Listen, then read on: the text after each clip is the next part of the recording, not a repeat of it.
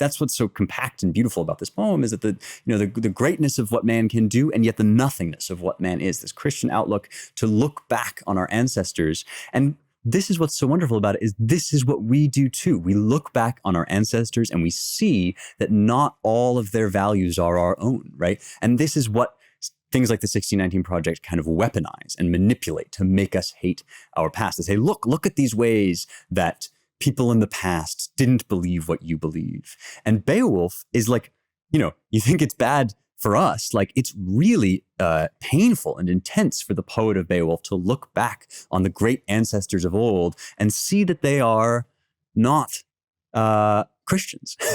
And that's this terrible sense of angst and anguish and loss. And yet what the Beowulf poet teaches us to say about this is, yes, still, even though we believe new things, even though things have changed in our outlook of the world, we can still look back and feel kinship with our ancestors and see the great things that they did and acknowledge them, even if we change, right? We talked a little bit about this in the Gone with the Wind episode, right? How could we ever have reached a place where we can condemn slavery, or we know to condemn slavery, if we hadn't built the American society that got strong and supported its own values enough to look back on slavery? This is a tragic thing, right? How can there is no Britain, there is no Beowulf without the Danes, and yet Beowulf has moved beyond the Danes, right? The writer of Beowulf has moved beyond the Danes and the Geats, and looks back on them with a kind of sadness that this, this is inherent in human progress of the true sense, that when societies move closer to the truth, they look back then on the people to whom they owe their very existence. And sometimes they say,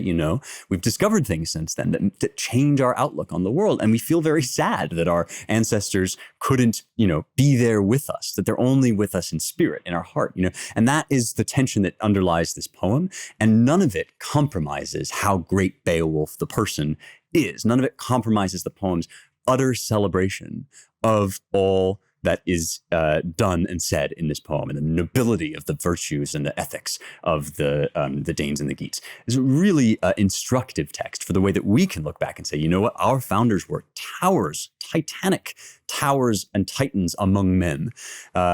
And even though our values have advanced in the spirit that they instilled in us, right? They are the ones to whom we owe the spirit, whereby we now look back and say, we have, we realize that some things about American history were terribly wrong.